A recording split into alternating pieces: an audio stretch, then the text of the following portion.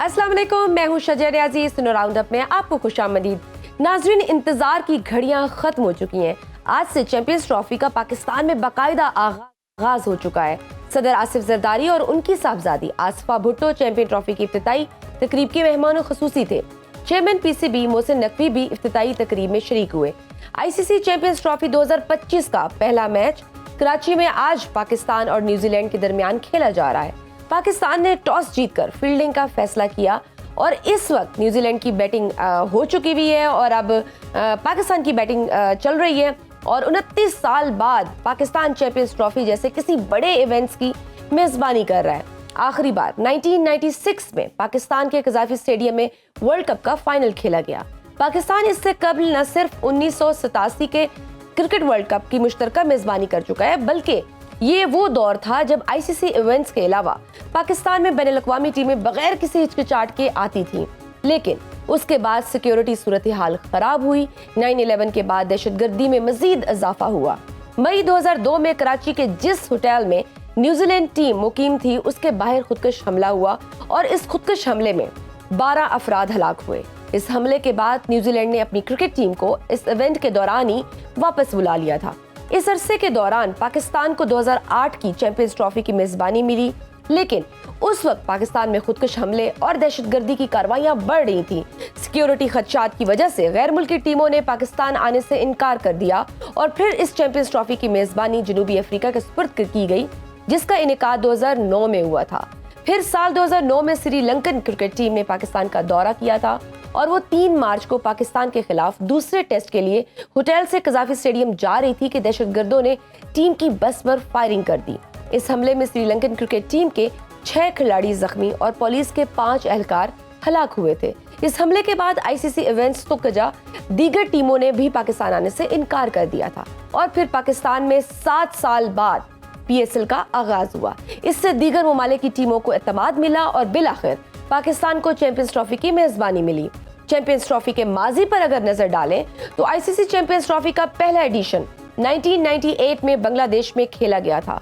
पहले टूर्नामेंट में 9 और दूसरे में 11 टीमों ने हिस्सा लिया। अब टोटल 8 टीमें इस इवेंट में हिस्सा ले रही हैं। भारत और ऑस्ट्रेलिया ने 2 मरतबा ये ट्रॉफी जीती है, जबकि ऑस्ट्रेलिया ये ट्रॉफी मुसलसल 2 बार जीतने वाला वाहिद मुल्क है। पाकिस्तान भी एक बार 2017 में वर्ल्ड चैंपियन बना है। आईसीसी की मुस्तकिल रुकनियत रखने वाले दीगर 4 ममालिक इंग्लैंड, जिम्बाब्वे, बांग्लादेश और आयरलैंड चैंपियंस ट्रॉफी नहीं जीत पाए। इंग्लैंड 2 मरतबा फाइनल में पहुंचने के बावजूद चैंपियंस ट्रॉफी नहीं ले सके। चैंपियंस ट्रॉफी के दौरान इनिंग्स में सबसे ज्यादा स्कोर करने वाला मुल्क न्यूजीलैंड है। उसने 2004 के एडिशन में ओवल में अमेरिका के खिलाफ खेलते हुए 347 रन बनाए। पाकिस्तान का सबसे ज्यादा स्कोर 338 है, जो उसने भारत के खिलाफ 2017 के टूर्नामेंट में ओवल ही के ग्राउंड पर स्कोर किया था। इसी साल पाकिस्तान ने भारत को शिकस्त देकर चैंपियंस ट्रॉफी अपने नाम की। 8 साल बाद एक बार फिर से पाकिस्तान चैंपियंस ट्रॉफी जीतने के लिए पुरअज़्म है। पाकिस्तान की चैंपियन ट्रॉफी के लिए तैयारियां कैसी हैं? टीम की सिलेक्शन पर भी काफी सवाल उठ रहे हैं। फिटनेस के भी काफी मसाइल हैं जो आज के मैच में भी नजर आए। फखर जमान पहले ही ओवर में इंजर्ड होकर ग्राउंड से बाहर हो गए। 23 फरवरी को पाकिस्तान और इंडिया के दरमियान हाई वोल्टेज टाकरा अभी है। उसके लिए पाकिस्तान की तैयारियां कैसी हैं? कौन सी टीम इस इवेंट में सरप्राइज दे सकती है? इस सारी सूरत हाल पर बात करते हैं। हमारे साथ मौजूद है साबिक टेस्ट क्रिकेटर कामरान अकमल साहब। सर, आपके वक्त बहुत शुक्रिया। कामरान भाई, पाकिस्तान ने न्यूजीलैंड के खिलाफ मैच में टॉस जीतकर फील्डिंग का फैसला किया है। ग्राउंड कंडीशंस को मद्देनजर रखते हुए व्हाट डू यू थिंक, ये फैसला दुरुस्त था? बहुत दुरुस्त था फैसला और यही करना चाहिए था। यही हम लोग ट्रायंगुलर सीरीज में भी हमें यही डिसीजन लेना चाहिए था। और क्योंकि इस वक्त आप देखें कि हमारी बैटिंग बड़ी स्ट्रांग है, फॉर्म में भी है, मैच जितवाया हुआ है, बॉलिंग स्ट्रगल करती हुई नजर आ रही है, तो आप डिसीजन उस हिसाब से लेते हैं कि आपकी इस वक्त रिदम में क्या बॉलिंग है, बैटिंग है, तो आप उसके साथ जाते हैं। तो मेरे ख्याल से जैसे मिचेल सेंटनर ने भी कहा कि मैं टॉस जीता तो बॉलिंग ही करता है, ड्यू इफेक्ट है, वहां पे ड्यू भी पड़ती है, तो डेफिनेटली मेरे ख्याल से बड़ा जबरदस्त टॉस जीता है। अब यहाँ पे पाकिस्तान टीम को करना चाहिए कि 250 से ज्यादा ना वो कर सके, क्योंकि फिर बड़ा मुश्किल हो जाएगा। क्योंकि आप देखें टारगेट चेज करना, ये क्वालिटी बॉलिंग साइड है और एक बड़ी बैलेंस साइड है, तो ये गिव अप नहीं करेंगे, लास्ट बॉल तक लड़ेंगे, तो हमें उतना फायदा होगा। जितने कम स्कोर होंगे उतना इजी होगा पाकिस्तान टीम के लिए। तो डिसीजन बड़ा जबरदस्त है। ठीक, किसी भी मेगा इवेंट के लिए टीम की सिलेक्शन बहुत इंपॉर्टेंट होती है। पाकिस्तान की मौजूदा टीम पर भी काफी सारे ऑब्जेक्शंस हमने देखे, आपने भी वो एतराज सुने होंगे। आप टीम की सिलेक्शन से मुतमईन है? देखिए, अब देखिए, जो बात होनी थी 11 और 12 फेब से पहले चेंज कर सकते थे, लेकिन अब कोई फायदा नहीं है बात करने का। उस वक्त सबने कहा, आपने कहा, हमने कहा, बाहर बैठे हुए हर बंदे ने कहा कि टीम बैलेंस नहीं लग रही। लेकिन अब जो 15 अनाउंस किए, अब इनमें से टीम मैनेजमेंट ने, कप्तान ने जो बेस्ट प्लेइंग 11 बनती है वो खिलानी है। तो मेरे ख्याल से आज उन्होंने जैसे बेस्ट लगी या हारिस रऊफ वापस आ गया, अभी भी मैं समझता हूँ कि आप एक और बॉलर ऐड कर सकते थे। अनफॉर्चुनेटली हमारे पास सिर्फ एक ही स्पिनर है। अगर एक और स्पिनर होता, स्क्वाड का हिस्सा बनता, तो डेफिनेटली और ज्यादा हमारी बॉलिंग लाइनअप मजबूत बन जानी थी, फिर कॉम्बिनेशन और अच्छा हो जाना था। क्योंकि ये हमारी कंडीशन है, इस कंडीशन में हमने अच्छा खेल के दिखाना, हमने डोमिनेट करना दूसरी टीमों को। क्योंकि हम लोग पिछले 5-6 सालों में अपने घर पे ही हार रहे हैं, हमें हर टीम आके मार दे के जा रही है। क्योंकि हमारी पॉलिसी, हमारी सिलेक्शन, हमारा प्रोसेस, वो सारा वो एक प्रोफेशनल तरीके से डील नहीं किया जा रहा, जिसकी वजह से ये प्रॉब्लम नजर आ रही है। लेकिन खैर, अब टीम पहला मैच खेल रही है। आपने अभी कामरान भाई, आपने हारिस रऊफ की बात की। हारिस रऊफ अभी भी फिट नहीं है। कल कप्तान मोहम्मद रिजवान ने भी कहा कि 80% वो फिट है। तो फखर जमान भी आज पहले ही ओवर में आपने देखा कि वो इंजर्ड होकर ग्राउंड से चले गए। तो ये फिटनेस के मसाइल कैसे हल होंगे? और ये अगर फखर जमान ज्यादा इंजर्ड हो जाते हैं तो ये पाकिस्तान के लिए कितना बड़ा धचका होगा?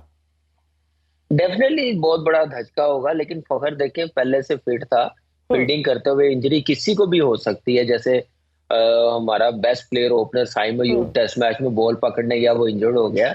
इस पे तो हम कोई कुछ कर नहीं सकता, ये अल्लाह की तरफ से है। लेकिन ये है कि हारिस रऊफ को 80% परसों कप्तान ने कहा था, वो कल उसने 100% बॉलिंग की है, तो आज टीम का हिस्सा बना, बॉलिंग अच्छी की है, कोई ऐसा इश्यू नहीं लग रहा।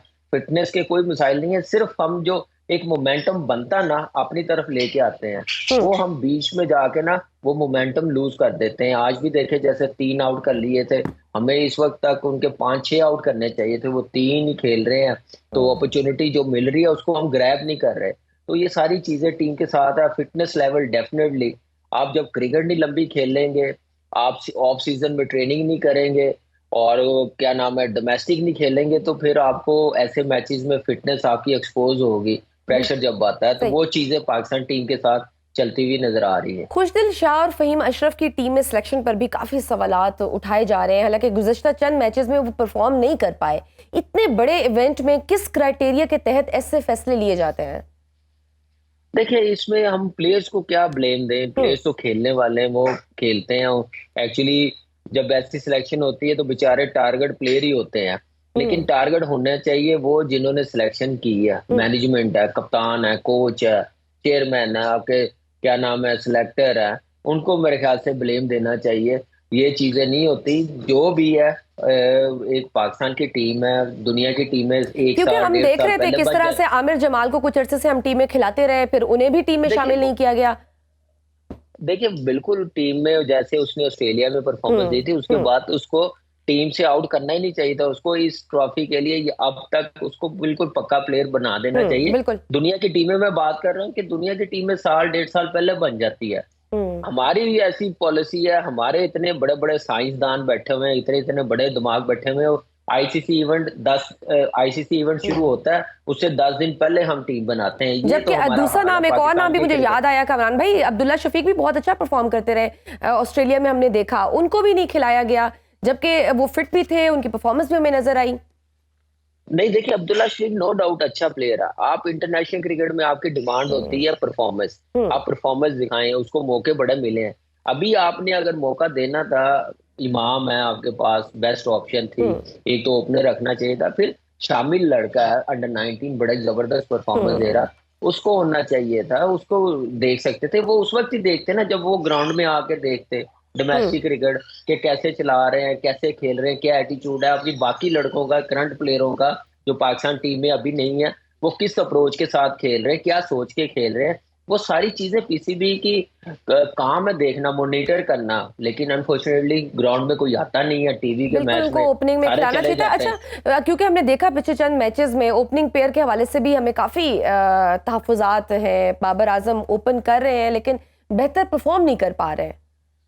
देखिए, बाबर को हम ब्लेम क्या दें अब, ओवरऑल अब जब वो टाइम तो अब गुजर गया, अब बाबर हम्म। ओपन कर रहा है, तो अब बाबर पे हम्म। कॉन्फिडेंस है। बाबर पाकिस्तान का बेस्ट प्लेयर भी है, टेक्निक वाइज भी, मेंटली भी बड़ा स्ट्रॉन्ग है, बड़ी बड़ी परफॉर्मेंस है उसके साथ लगी हुई। हम्म। तो ठीक है, उन्होंने बाबर से ओपन करवाई, लेकिन इससे बेहतर टीम बन सकती थी। बाबर को हम्म। उसी नंबर पर रहने देते तो शायद और अच्छी परफॉर्मेंस देता, लेकिन अब ये कोई एक्सक्यूज नहीं है, ये कोई छुपने वाली बातें नहीं है। अब टूर्नामेंट के बाद इनको देखना पड़ेगा, रिव्यू करना पड़ेगा, परफॉर्मेंस अच्छी कर जाए या टीम अच्छा कर जाए तो सब अप्रिशिएट करेंगे। अगर नहीं करेंगे तो डेफिनेटली आप भी देख रहे हैं मैचेस, हम लोग भी देख रहे हैं, अवाम पूरी देख रही है। तो फिर जवाब पीसीबी ने देना, जवाब चेयरमैन साहब ने देना, जवाब सिलेक्शन कमेटी ने देना, कप्तान ने देना, कोच हम्म। ने देना। बिल्कुल सही। स्पिन के हवाले से भी पाकिस्तान के पास दीगर ऑप्शंस मौजूद थे लेकिन सिर्फ एक स्पिनर इब्रार अहमद को टीम में शामिल किया गया है। बाकी ऑप्शंस क्यों नहीं इस्तेमाल किए गए? हालांकि सुफियान मुकीम भी अच्छा परफॉर्म कर रहे थे। देखिए, स्पिनर बहुत थे, सुफियान भी था, बहुत थे ऑप्शन। मैंने कहा था हम्म। ना कि टीम और अच्छी बन सकती है। उसामा मीर भी है, मेहरान मुमताज भी है, काफी स्पिनर्स थे, लेकिन हम्म। कॉन्फिडेंस किसी ने दिखाया नहीं उनको, और लिया नहीं है कि आप स्क्वाड का हिस्सा बनाएं। दुनिया की टीमें में दो दो दो स्पिनर्स, तीन तीन, चार चार स्पिनर, इवन इंडिया की टीम में 5 स्पिनर्स हैं। तो हम्म। ये सारी सारी चीजें हमें नजर आ रही कि हम अपनी कंडीशन को अच्छे तरीके से यूटिलाइज नहीं कर रहे, उसके मुताबिक हमने अपनी टीम अनाउंस नहीं की। आई डोंट नो कौन सी खलाई खलाई ताकतें हैं जिसकी वजह से टीम बनी है। तो वो मैं अब क्या बोलूं, आप भी किसी खिलाई सबको पता मखलूक है। का जिक्र कर रहे हैं। खिलाई मखलूक देखे बहुत सी हैं, दुनिया में भी हैं, उधर से भी आ रही हैं, हर तरफ से आ रही है इस पाकिस्तान की हम्म। क्रिकेट को तबाह करने के लिए। अब ऐसे चलता रहेगा तो फिर पाकिस्तान की क्रिकेट का फिर अल्लाह ही हाफिज कह सकते क्योंकि हैं, और सियासत क्या में तो हम देख कहेंगे। रहे हैं खिलाई मखलूक, लेकिन अब क्रिकेट में भी कोई खिलाई ताकतें हैं, ये तो कामरान भाई आपने बताया। शाहीन अफरीदी का अगर मैं जिक्र करूं तो पिछले चंद मैचेस के स्टैट्स देखे तो नई बॉल वो काफी अच्छी करा रहे हैं, लेकिन विकेट्स भी लेते हैं, लेकिन डेथ ओवर्स में उन्हें बड़ी मार पड़ रही है। इस मसले को वो कैसे ठीक कर सकते हैं?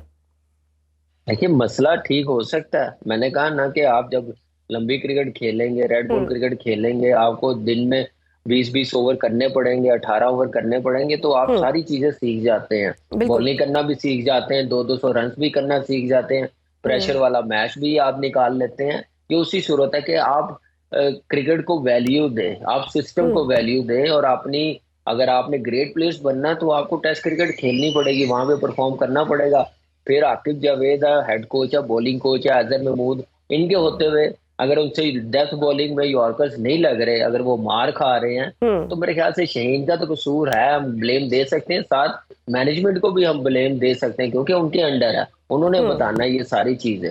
बिल्कुल। अच्छा, ट्रायंगुलर सीरीज में भी हमने कुछ गलतियां की जिसकी वजह से हम वो सीरीज हार गए। फिर हमने देखा कि मोहम्मद रिजवान ने कल एक प्रेस कॉन्फ्रेंस की और उन्होंने कहा कि ट्राई सीरीज के फाइनल में न्यूजीलैंड के खिलाफ पहले खुद बैटिंग की ताकि हमें अपनी गलतियां नजर आएं और हम उनसे सीखें। गलतियां तो नेट में ठीक की जाती हैं, आपके ख्याल में ये माइंडसेट ठीक है? देखिए, डेफिनेटली गलतियां पहले तो एक्सेप्ट करनी चाहिए कि हम्म। हमने गलती क्या की है। पहले तो एक्सेप्ट करें पूरी मैनेजमेंट के, हमने टीम अच्छी नहीं बनाई। एक्सेप्ट करें हमने ओपनर से नहीं लिया, दूसरा स्पिनर नहीं लिया।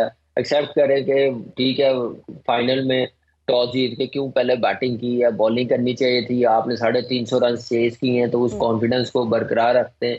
एक न्यूजीलैंड टीम पे भी प्रेशर होता है, वो आपने मौका दूसरी टीमों को खुद दे रहे हैं ऐसे ब्लंडर मार के। तो मेरा नहीं ख्याल कि इन चीजों की तरफ इतना ज्यादा ध्यान दे रहे हैं।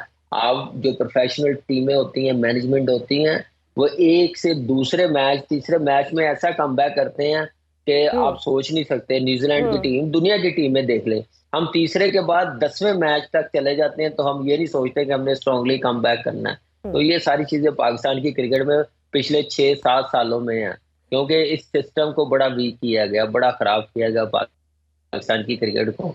लेट्स सी कि कोई बंदा आए, जैसे नकवी साहब ने स्टेडियम अपनी निगरानी में बनाए हैं। 23 फरवरी पाकिस्तान और इंडिया के दरमियान एक बड़ा हाई वोल्टेज टाकरा होने जा रहा है। किस टीम की पोजीशन आपको ज्यादा मजबूत नजर आ रही है और आप पाकिस्तानी टीम को क्या पैगाम देना चाहेंगे?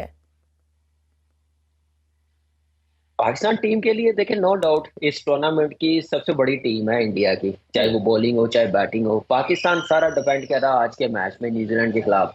अगर जीत मिल गई तो पाकिस्तान टीम के लिए रास्ते बड़े इजी हो जाएंगे, कॉन्फिडेंस लेवल भी बड़ा हाई होगा। फिर दुबई में जीते भी हुए हैं, तो डेफिनेटली इंडिया की टीम अंडर प्रेशर आ सकती है। उस सूरत के लिए पहले आज का मैच जीतना बड़ा जरूरी है। अगर वो मैच आपने अच्छा खेलना है, तो आज का मैच अच्छा ना हुआ तो फिर पाकिस्तान टीम के लिए चांसेस बड़े मुश्किल हो जाएंगे। बड़ी मेहनत करनी पड़ेगी पाकिस्तान टीम को। तो जाते जाते आपसे प्रेडिक्शन भी ले लेते हैं, आपको क्या लगता है अब तक जितना आप देख रहे हैं आज का मैच कौन जीतेगा? देखिए, हमारी बींगे पाकिस्तानी, ख्वाहिश तो हमारी ऑब्वियसली यही है कि पाकिस्तान जीते। सबके पूरे पाकिस्तान जीते और इस टूर्नामेंट में रहे। हमारे मुल्क में टूर्नामेंट इतने अरसे बाद हो रहा है, इतनी बड़ी खुशी है।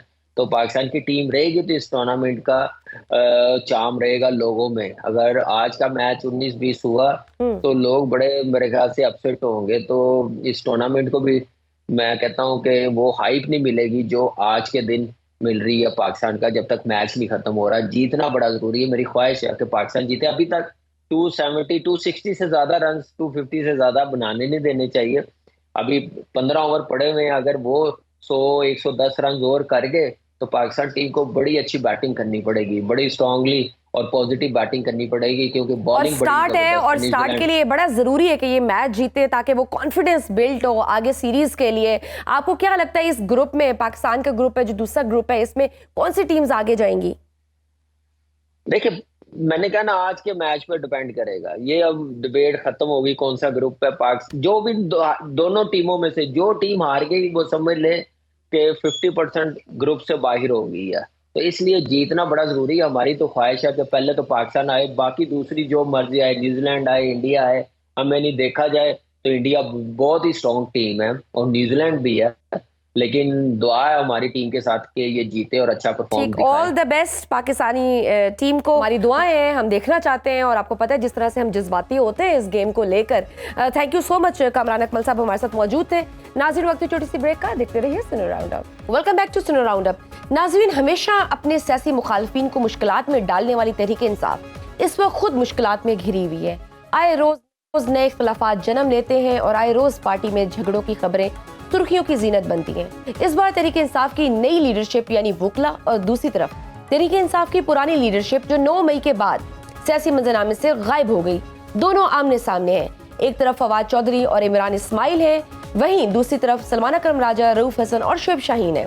तहरीक इंसाफ की नई लीडरशिप में भी इख्तिलाफात शिद्दत इख्तियार कर गए हैं। पहले शेर अफजल मरवत को पार्टी से निकाला गया और फिर वो सलमान अकरम राजा और रऊफ हसन के खिलाफ खुलकर सामने आ गए, जबकि दूसरी तरफ इमरान खान ने अडियाला जेल से ईद के बाद अपोजिशन के साथ एक मुल्कगीर तहरीक शुरू करने का ऐलान किया है।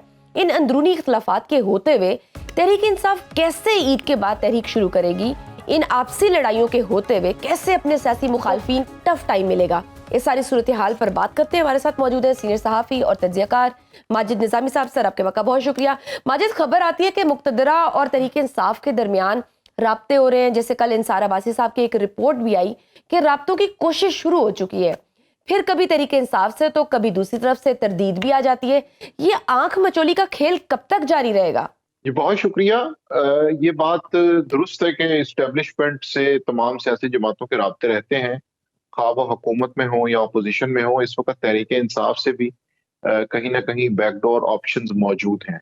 हाँ, उनकी रफ्तार में फर्क आ जाता है, कभी उसमें तेजी आ जाती है। हमने देखा कि जब फैसलों को मुलतवी किया जा रहा था उस वक्त ये उम्मीद जाहिर की जा रही थी कि कहीं ना कहीं बातचीत चल रही है जो कामयाब हो सकती है, लेकिन फिर उसका जब मतलूबा रिजल्ट नजर नहीं आया तो फिर जनवरी के आखिर में इमरान खान साहब के केस में फैसला सुना दिया गया। तो इन चीजों से ये तासुर तो बिल्कुल मौजूद रहता है कि राब्ते कहीं ना कहीं मौजूद हैं। अब मामला ये है कि उसके हवाले से पेश कैसे हो सकती है। उसमें दो ऑप्शंस हैं। एक तो ये है कि तहरीक इंसाफ के अंदरूनी इख्तलाफात की वजह से कोई बेहतर स्ट्रेटेजी बनाने में कामयाब होगी या नहीं, क्योंकि अभी 1 साल के अंदर तो उन्होंने जितने भी ऑप्शंस इस्तेमाल करने की कोशिश की है, खा वो सुप्रीम कोर्ट जाना हो, खा एहतजाजी तहरीक हो या पार्लियामान के जरिए मुज़ाकरात हो, इन तीनों ऑप्शंस में कहीं ना कहीं उन्हें नाकामी का सामना ही करना पड़ा है।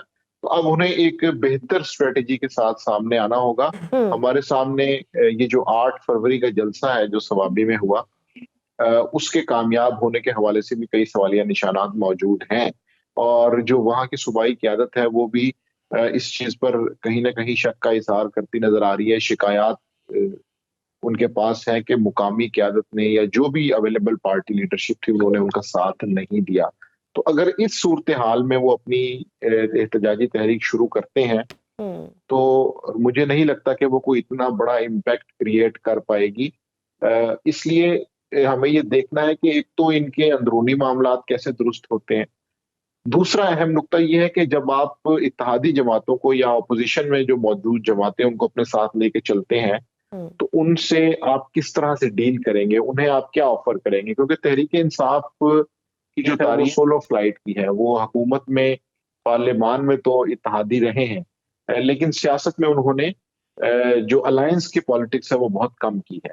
तो इसलिए अब मौलाना फजलुर रहमान हो, महमूद खान अचकजई हो, ये लोग इनके साथ क्यों मिलेंगे, इसके ऊपर मेरा ख्याल है तहरीक इंसाफ को एक बेहतर हिकमत अमली के साथ सामने आना होगा, पुरानी शिकायत को दूर करना होगा, नई कुछ चीजें ऑफर करनी होंगी। माजिद, तहरीक इंसाफ का एक बड़ा मसला अनप्रेडिक्टेबल होना भी है। मौलाना के भी यही तहफ़्फ़ुज़ात हैं कि उन्हें गारंटी चाहिए, जैसे माजी करीब में भी मौलाना और तहरीक इंसाफ में तरमीम के मौके पर दूरियां बढ़ी। महमूद अचकजई और राजा नासिर भी एहतजाज के हवाले से कहते रहे हैं कि उन्हें ऑन बोर्ड नहीं लिया जाता था। आपको लगता है ये एतमाद का जो फुकदान है ये खत्म हो सकेगा? अगर तहरीक इंसाफ ये चाहती है कि वो एक कामयाब एहतजाजी तहरीक चलाए तो फिर ये उसकी रिस्पॉन्सिबिलिटी है, ये तहरीक इंसाफ की ही जिम्मेदारी है। हमारे सामने 2-3 बड़ी मिसालें मौजूद हैं। पीडीएम की मिसाल है, मुशर्रफ दौर में एआरडी की मिसाल है, फिर ज़ियाउल हक दौर में एमआरडी की मिसाल है कि जिसके अंदर बड़ी जमातों ने छोटी जमातों के लिए या कौम परस्त रहनुमाओं के लिए या बाकी लीडर्स के लिए अपना दिल वसी किया, उन्हें आगे आने का मौका दिया। तो इसीलिए तहरीक इंसाफ को भी इस मर्तबा अगर अलायंस पॉलिटिक्स करनी है तो उन्हें भी इस हवाले से आला ज़र्फी का मुजाहरा करते हुए जो दूसरी जमातों के रहनुमा हैं उन्हें आगे लाना होगा, उन्हें मैंडेट देना होगा, मुज़ाकरात हो या जलसे जुलूस हो, उनकी बात को वेटेज देना पड़ेगी। हो सकता है हल्कों में तरक्याती फंड्स भी डिस्कस हो, इंतखाबी अलायंस जो अगरचे बहुत दूर है और मौलाना के तहफ़्फ़ुज़ात भी दूर कर सकेंगे ये लोग, क्योंकि मौलाना के अपने भी तहफ़्फ़ुज़ात है ना केपी में, जैसे अभी तो आपने तरक्याती फंड्स की भी बात की। जी बिल्कुल, उसकी वजह यह है कि मौलाना फजलुर रहमान पहले एहतजाजी सियासत में नहीं आएंगे। पहले मरहले में वो ये देखेंगे कि खैबर पख्तूनख्वा की सूबाई हुकूमत उनके साथ कैसा सलूक कर रही है, क्या हल्कों में फंड्स मौजूद हैं, क्या पोस्टिंग ट्रांसफर्स, अहम पोस्टिंग ट्रांसफर्स में उनकी मर्जी शामिल है या नहीं है, आइंदा बनने वाले इलेक्शन के जो अलायंसेस हैं उनमें उनका क्या किरदार होगा, क्या ऑप्शंस हैं। तो ये 2-3 ऐसे पॉइंट्स हैं कि जो डिस्कस हो रहे हैं इस वक्त, और इनके अकॉर्डिंगली अगर टाइमलाइन बनेगी और उसके अंदर फिर चीजें 1-8 महीने में स्ट्रीमलाइन होंगी तो फिर ही मौलाना फजलुर रहमान की जानिब से एहतजाजी सियासत में कदम रखा जाएगा। ये नहीं हो सकता कि मौलाना फजलुर रहमान से तहरीक इंसाफ ये तवक्को करे कि पहले तो वो जलसे जुलूस में उनके साथ शामिल होंगे और उसके बाद उन्हें सूबाई हुकूमत में कहीं ना कहीं एडजस्ट किया जाएगा। क्योंकि अगर हम देखें दूसरी जानिब पीटीआई के स्टेक्स ज्यादा हैं, उनके लीडर अंदर हैं, उनके सियासी वर्कर्स अंदर हैं, मैंडेट उनका चोरी हुआ है, तो तहरीक इंसाफ के स्टेक्स ज्यादा हैं, तो उनको अपनी कोई स्ट्रेटेजी बनाने की जरूरत है, थोड़ी लचक दिखाने की ज्यादा जरूरत है। जी बिल्कुल, और उसमें सबसे बेस्ट ऑप्शन उनके पास मौजूद है और वो है खैबर पख्तूनख्वा की सूबाई हुकूमत। और खैबर पख्तूनख्वा में ही मौलाना फजलुर रहमान की जमात का स्ट्रॉन्ग होल्ड है, वो एक अहम स्टेक होल्डर है वहां पर। तो तहरीक इंसाफ अगर फेडरल में या वफाक में उनसे कुछ मदद लेना चाहती है तो उनके पास ये ऑप्शन मौजूद है कि वो अपनी सूबाई हुकूमत में से कोई शेयर या कोई हिस्सा जो है वो मौलाना फजलुर रहमान को दें, ताकि वहां से उनकी एक कंपनसेशन हो। क्योंकि मौलाना फजलुर रहमान में और तहरीक इंसाफ के कारकुनान के अंदर एक दूरियों का एक मामला तो रहा 10 साल। बिल्कुल, वो मिसट्रस्ट भी है, वो ट्रस्ट गेन करने के लिए उनको ये सब करना पड़ेगा। ठीक है, बिल्कुल सही। माजिद, एक और भी मसला है, मुक्तदरा और तहरीक इंसाफ दोनों के दरमियान रिजिडिटी काफी ज्यादा है। इमरान खान भी जेल से सख्त पैगाम भेज देते हैं, दूसरी तरफ भी 9 मई पर माफी के बगैर कोई लचक नहीं दिखाई जा रही। ये खला कैसे पुर होगा, क्योंकि कौन एक कदम पीछे हटेगा?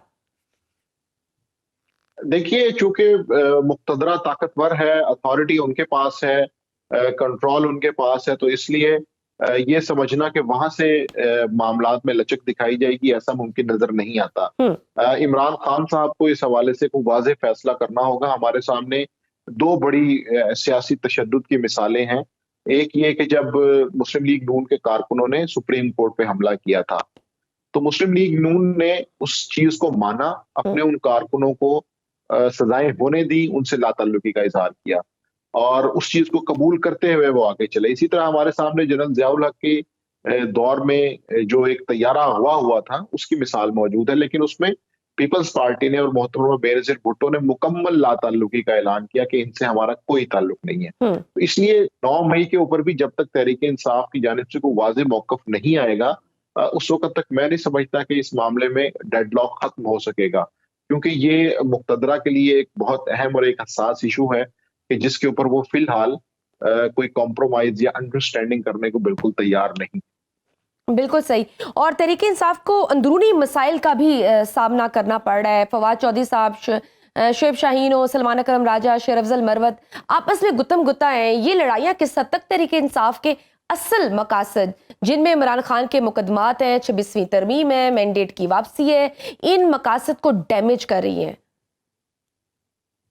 जी बिल्कुल, इसका नुकसान तो हो रहा है। महज ये कहना कि मकबूलियत की बुनियाद पर इमरान खान ने अपने मकासद को या जो भी उनके पॉइंट्स हैं उनको मनवा लेंगे, ऐसा मुश्किल नजर आता है। उसकी वजह यह है कि पॉलिटिकल सिस्टम में जब अवाम आपको वोट देते हैं, आपको मैंडेट देते हैं, तो उसके बाद जो पार्टी स्ट्रक्चर है उसने उस सारे मैंडेट के इख्तियार को ट्रांसलेट करना होता है। पार्लियामेंट के अंदर एक सियासी जंग लड़नी होती है, उसके बाहर जंग लड़नी होती है और अपनी जमात के लिए एक स्पेस क्रिएट करनी होती है। तो अगर इस पॉइंट के ऊपर पार्टी की जो तंजीम है या स्ट्रक्चर है वो यूनाइट नहीं होगा, मुत्तहिद नहीं होगा, तो ये एक्सपेक्ट नहीं किया जा सकता कि वो अपने चेयरमैन के लिए, अपनी पार्टी के लिए रायतें लेंगे। तो इसलिए पहले तहरीक इंसाफ को अपनी सफों के अंदर इत्तेहाद पैदा करते हुए एक स्ट्रेटेजी बनानी पड़ेगी। अगर वो नहीं बनाएंगे तो फिर हम ये तवक्को नहीं कर सकते कि जी इसी अंदरूनी लड़ाई के अंदर कोई ऐसी चीज हो जाएगी कि जिससे इमरान खान साहब को रिहाई मिल सके या उनके लिए कोई आसानी पैदा हो सके। तो इस चीज को मेरा ख्याल है कि रूल आउट करना चाहिए। जब तक एक मुत्तफिक स्ट्रेटेजी नहीं बनेगी जिसके अंदर आप कॉम्बिनेशन बनाएंगे कि इतने % मुज़ाहमत होगी, इतने % मुफाहमत होगी, उसको लेके चलेंगे, तो फिर आप और तभी आप ईद के बाद जिस तरीका आप ऐलान कर रहे हैं वो तभी पॉसिबल हो सकती है और कामयाब हो सकती है, अगर आप अपने अंदरूनी इख्तिलाफात को ख़त्म कर लें। फैसल वाडवा साहब तो ये भी कह रहे हैं कि ईद के बाद तहरीक इंसाफ में एक फॉरवर्ड ब्लॉक बन सकता है। फवाद चौधरी ने भी कहा कि वो तहरीक इंसाफ के पुराने लोगों पर मुश्तमिल एक रिलीज कमेटी बना रहे हैं। कौन कौन इस कमेटी में शामिल हो सकता है और क्या क्या अहमियत होगी इस फॉरवर्ड ब्लॉक की? इस वक्त सियासी सूरत हाल में तो चूंकि अवाम ने सियासी रहनुमाओं के नाम की बजाय इमरान खान के नाम पर वोट दिया है, तो इसलिए वो तमाम लोग जो तहरीक इंसाफ के स्ट्रक्चर में नहीं है या उसकी पार्टी तंजीम में मौजूद नहीं है, उनके हवाले से कहीं ना कहीं वोटर्स में शकूक व शुबात हैं। ये बात दुरुस्त है कि वो उनकी बात सुनते हैं, लेकिन वो उस हवाले से इंतजार कर रहे हैं कि क्या इमरान खान की जानिब से इस हवाले से कोई हुक्म आता है या नहीं। अगर तो वो हुक्म नहीं आएगा तो फिर ये तमाम लोग का वो फॉरवर्ड ब्लॉक में हो ना हो, उनके हवाले से उन्हें तहरीक इंसाफ के वर्कर की, उनके सपोर्टर की जो हिमायत है वो नहीं मिलेगी। तो इस वक्त सबसे बड़ा मसला ये नहीं है कि कौन कौन से लोग उसमें शामिल होंगे, मामला ये है कि क्या उन्हें इमरान खान की हिमायत हासिल होगी या नहीं। अगर तो उनको हिमायत हासिल नहीं होगी तो इस्तेहकाम पाकिस्तान पार्टी का हाल हमारे सामने है कि जिसके अंदर बड़े बड़े नाम थे, इलेक्टेबल्स थे, लेकिन वो नाकाम हुए। तो इस वक्त फवाद चौधरी और दूसरे रहनुमा जो नाराज हैं या एक दूसरे धड़े से ताल्लुक रखते हैं, वो भी इमरान खान की खुशनुदी हासिल करने के लिए ही और उनके करीब आने के लिए ही ये सब कुछ कर रहे हैं। तो इसलिए जब तक वहां से एक मोहर तस्दीक सख्त नहीं होगी तो मैं नहीं समझता कि इस तरह के किसी फॉरवर्ड ब्लॉक का कोई फायदा होगा। ठीक नाज़रीन, वक्त है छोटी सी ब्रेक का, देखते रहिए Suno round up. Welcome back to Suno round up. माजी में हमने देखा कि ताकत के जोर पर हुकूमतें नहीं चल पाती हैं। जमहूरी निज़ाम में अवाम की हमायत ज़रूर होती है जो इस हुकूमत के साथ नहीं है। ऐसे में आपको कब तक ये निज़ाम चलता नजर आ रहा है? सियासी सूरत हाल में इस वक्त अदलिया, सहाफत, सियासत और इसके अलावा जो बाकी मामलात हैं, खसूसन मईशत, उसमें कोई ऐसी बड़ी रुकावट नजर नहीं आ रही कि जिसकी बुनियाद पे ये दावा किया जा सके कि हुकूमत को कोई खतरा है। और एक साल में हमने देखा कि काफी एहतजाज हुए, मुआशी मसाइल थे, हम्म। इसके बावजूद हुकूमत स्टेबल रही है। और हमारे सामने सियासी तारीख में ये भी मौजूद है कि पहले साल में या दूसरे साल में बहुत कम हुकूमतें जो हैं उन्हें खतरा होता है या वो हुकूमतें गिर जाती हैं। तो इसलिए जो अभी तक के इंडिकेटर्स हैं उनमें ऐसा तो कुछ नहीं लग रहा कि जिसमें हुकूमत को खतरा मौजूद हो। ये बात दुरुस्त है कि इलेक्शन 2024 का जो मैंडेट है हम्म। उस पे सवालिया निशान है। वो सवालिया निशान जो है वो उठते रहेंगे और हुकूमत को उसका कोई ना कोई हल निकालना होगा। लेकिन ये समझना कि उसकी बुनियाद पे कुछ सिस्टम हम्म। हिल रहा है या गिरने वाला है, मेरा ख्याल है ऐसा नहीं है। कहीं ना कहीं हुकूमत ने चीजें स्टेबल कर ली हैं। तो अमेरिका में भी तो लॉबिंग जारी है। सदर अलवी भी अमेरिका के दौरे पर हैं, अमेरिकी सियासी शख्सियात से मुलाकातें हो रही हैं, अमेरिकी कांग्रेस अरकान भी इमरान खान की रिहाई का मुतालबा कर रहे हैं। तो अमेरिका से भी कोई प्रेशर बढ़ता हुआ नजर नहीं आ रहा? मेरा ख्याल है कि रियासतों के ताल्लुकात अफराद की बजाय मुफादात पर मुनहसर होते हैं, और इसी हम्म। वजह से अगर पाकिस्तान और अमेरिका के अंदर कोई ऐसी चीज होगी तो वो रियासती इदारों की बुनियाद पर ही होगी। और अब देखना ये है कि क्या अमेरिका इतना दबाव डालता है, और अगर वो इतना दबाव डालता है तो उन्हें इमरान खान साहब से बदले में क्या मिलेगा। हम्म। महज इंसानी हकूक की पामाली को रोकना या जमहूरी रवायात को आगे बढ़ाना तो अमेरिका का हरगिज मकसद नहीं होगा। तो जिस शख्स के लिए वो इतनी लॉबिंग करेंगे या उसके लिए इतना प्रेशर क्रिएट करेंगे, तो बदले में उन्हें उस तहरीक इंसाफ से इमरान खान से क्या मिलेगा, ये अभी अनक्लियर है। तो जब तक ये चीजें क्लियर नहीं होंगी, मेरा ख्याल है उस वक्त तक ये कोई सियासी बयानात की हद तक तो महदूद रहेगा। लेकिन कोई ठोस शवाहिद के साथ वहां से कोई ऐसा दबाव आना या उसके ऊपर नजर हुकूमत नहीं का आ रहा, परेशान बिल्कुल सही। फिलहाल ठीक। कबल अज़ क़यास है। ठीक, बलूचिस्तान में भी अगर हम बात करें तो कल फिर पंजाब से ताल्लुक रखने वाले 7 अफराद को कत्ल कर दिया गया। मौलाना फजल रहमान और इमरान खान दोनों खदशात का इज़हार कर चुके हैं, बल्कि मौलाना ने तो काफ़ी सख्त बयान भी दिया है। हम ज़मीनी हालात की संगीनी को समझ क्यों नहीं रहे? क्यों हम आंखों पे पट्टी बांध के ये कह रहे हैं कि ऑल गुड? देखिए, बलूचिस्तान का जो मामला है जिसमें मिलिटेंसी और दहशतगर्दी का अंसर है, इसके हल के लिए एक मल्टी डायमेंशनल अप्रोच की जरूरत है, जिसके अंदर आपने सियासी इदारों को स्ट्रांग करना है और उनके जरिए बातचीत करनी है। सिक्योरिटी इदारों के जरिए आपने दहशतगर्दी का खात्मा करना है। तो जब तक आप इन दोनों अप्रोचेस पर साथ साथ काम नहीं करेंगे तो कहीं ना कहीं ये खला रहेगा। अब अगर हम बलूचिस्तान असेंबली पे नजर डालते हैं तो हमें वहां पर एजुकेटेड मिडिल क्लास के नुमाइंदे बहुत कम नजर आते हैं। हमें वहां पर फ्यूडल लॉर्ड्स नजर आते हैं। हमें जागीरदार और जो जमींदार लोग हैं वो वहां पर ज्यादा मौजूद नजर आते हैं। तो वहां से जब आप एक पॉलिटिकल एंगेजमेंट के लिए जो वहां की यूथ है उसके साथ जाएंगे, तो मेरा ख्याल है कि फिर वो राब्ता पैदा नहीं हो पाएगा। दूसरी जानिब सिक्योरिटी इदारे बिल्कुल इसका मुकाबला कर रहे हैं, लेकिन कुछ अजला के अंदर ये चीज बहरहाल पहले से ज्यादा है। तो इसलिए मैं समझता हूँ कि इसमें दोनों जो पहलू हैं उनको मद्देनजर रखना होगा। एक तो ये है कि चाइना जितनी भी वहां पर डेवलपमेंट कर रहा है उसके हवाले से जो क्वेश्चन हैं उनको क्लियर करना होगा, उस हवाले से आवाम को एतमाद में लेना होगा। दूसरा ये है कि फिर उसके बाद जो लोग अस्करियत की तरफ रागिब हैं उनको किस तरह से डिटैच करना है, डी रेडिकलाइज करना है, उसके लिए भी एक अप्रोच की जरूरत है। और फिर तीसरा जो इसका मिलिट्री सोल्यूशन है जो सिक्योरिटी इदारे कर रहे हैं वो तो ऑलरेडी चल रहा है। तो इसलिए मेरे ख्याल में जब तक हम इस पे एक मल्टी डायमेंशनल अप्रोच नहीं अपनाएंगे तो ये सारे के सारे मामलात इसी तरह आगे बढ़ते रहेंगे, जो कि बहुत अफसोसनाक है, जिसमें आम पाकिस्तानी का नुकसान हो रहा है। सिक्योरिटी इदारों के जवान जो है वो अपनी जानें दे रहे हैं और एक वहां पर जंगो जदल की कैफियत क्वेश्चन बनती भी इसके कि नजर आ रही है। हमें रियलाइजेशन है उस सिचुएशन की संगीनी की? कल जैसा से एक प्रोग्राम है वजीर आला बलोचिस्तान सरफराज बुगटी साहब तो कहते हैं कि बलोचिस्तान में चप्पे चप्पे पर रियासत की रेट कायम है, जबकि ग्राउंड रियलिटीज थोड़ी डिफरेंट है। उनके इंटरव्यू के 4 घंटे बाद ये वाकया हुआ। हम मसाइल का प्रैक्टिकल हल निकालने की बजाय हमेशा डिनाइल में क्यों चले जाते हैं? जी, इस वक्त ये मामला मौजूद है कि जिसमें गवर्नमेंट के जो क्वार्टर्स हैं उनकी जानिब से जो रिस्पांस आना चाहिए वो उस तरह से नहीं आ रहा। मिसाल के तौर पे वज़ीर आला बलूचिस्तान ने नाम इससे असेंबलियों में पहले ये डिबेट्स देख रहे हैं। जी बिल्कुल, उसकी वजह ये है कि वहाँ की जो पार्लिमानी रवायात हैं उसके अंदर इस तरह का कोई मुकालमा पनप नहीं सका। और जब हम वज़ीर आला सरफराज बुगटी की बात करते हैं तो उसमें हमें ये नज़र आता है कि वो अपनी प्रेस कॉन्फ्रेंसेस में ये तो ज़रूर कहते हैं कि एंगेजमेंट होनी चाहिए तलबा के साथ, सियासी कारकुनों के साथ, नाराज़ लोगों के साथ, लेकिन उसका क्या तरीक़ेकार हो, प्रैक्टिकली वो कैसे हो, उस हवाले से कोई रोड मैप मौजूद नहीं है। तो मेरा ख़्याल है कि जब तक इन चीज़ों को साथ-साथ लेके नहीं चलेंगे, तो कई ऐसे मसले हैं जो कि बिल्कुल एड्रेस नहीं हो पाते। तो उनको एड्रेस करना ज़रूरी है, उनकी सेंसिटिविटी को समझना ज़रूरी है और उसके बाद फिर जो उस रियासत की ऑफ़र में या रियासत के दायरा कार में नहीं आना चाहता, फिर उसका मेरा ख़्याल है कि मिलिट्री सॉल्यूशन भी होना चाहिए। अदालतों में बड़ी तब्दीलियां हो चुकी हैं, लेकिन वुकला खामोश हैं। आज फवाद चौधरी ने भी कहा कि आइन का हुलिया बिगाड़ा गया है, लेकिन सबसे ज्यादा मायूस वुकला ने किया है। वुकला की तरफ से किसी मज़ाहमती तहरीक के इम्कानात नजर आ रहे हैं आपको?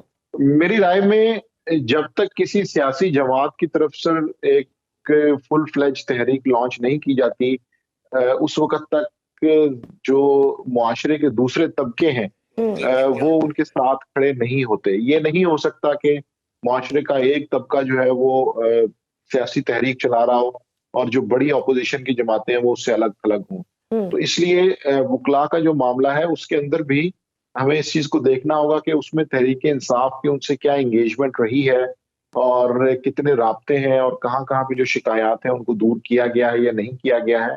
तो जब तक चूँकि तहरीक-ए-इंसाफ इस पूरे मामले के अंदर एक बहुत अहम स्टेक होल्डर है, तो उनकी जानिब से ही तमाम जमातों से, तमाम मकतबा-ए-फ़िक्र से, तमाम तबकों से राब्ता किया जाना चाहिए और जब वो अपनी एक स्ट्रैटेजी बनाएँगे, जिस तरह हम पहले बात कर रहे थे कि वहाँ से एक मुतफ़िक़ा स्ट्रैटेजी नज़र नहीं आ रही। तो अगर वो अपनी स्ट्रैटेजी बनाएँगे तो फिर बाकी जो सेगमेंट ऑफ सोसाइटी हैं, वो बिल्कुल उनके साथ मिलेंगे, लेकिन उससे पहले ऐसा मेरा ख़्याल है कि एक्सपेक्ट करना कोई दुरुस्त नहीं होगा। ठीक, बहुत शुक्रिया सीनियर सहाफ़ी, सीनियर तजज़ियाकार माजिद निज़ामी साहब हमारे साथ मौजूद थे। नाज़रीन, आज के प्रोग्राम में बस इतना ही। मुझे दीजिए इजाज़त। अल्लाह हाफ़िज़।